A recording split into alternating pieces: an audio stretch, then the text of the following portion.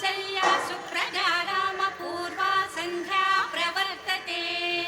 उत्तिष्ठ नरशार्दूला कर्तव्यं दैवमाह्निकम् कौसल्या सुप्रजा रामपूर्वा सन्ध्या प्रवर्तते उत्तिष्ठ नरशार्दूला कर्तव्यं दैवमाह्निकम् उत्तिष्ठोत्तिष्ठ गोविन्द उत्तिष्ठ गरुडध्वज उत्तिष्ठ कमलाकान्ता त्रैलोक्यं मङ्गलं कुरु उत्तिष्ठोत्तिष्ठ गोविन्द उत्तिष्ठ गरुडध्वज उत्तिष्ठ कमलाकान्ता त्रैलोक्यं मङ्गलं कुरु मातः समस्त जगतां मधुकैटभारेः वक्षो विहारिणि मनोहर दिव्यमूर्ते श्रीस्वामिनि श्रितजनप्रियदानशीले श्रीवेङ्कटेश दयिते तव सुप्रभातमरविन्दलोचने भवतु प्रसन्नमुखचन्द्रमण्डले विधिशङ्करेन्द्रवनिताभिरचिते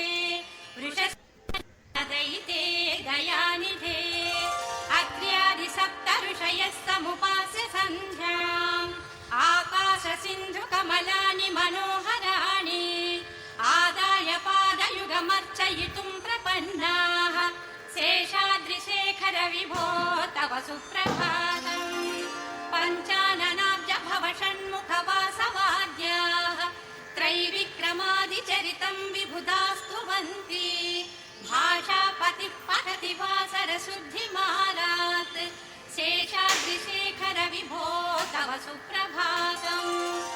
ईषत्प्रफुल्ल सरसीरुहनारिकेळ पूगद्रुमादिषु मनोहर पालिकानाम् आवाति मन्दमनिलः सह दिव्यगन्धैः शेषाद्रिशेखर विभो तव सुप्रभातम् उन्मील्य नेत्रयुगमुत्तमपञ्चदस्ताः पात्रावशिष्टकदलीफलपायसानि भुक्त्वा सलीलमथकेळि सुखाः पठन्ति शेषाद्रिशेखर विभो तव सुप्रभातम्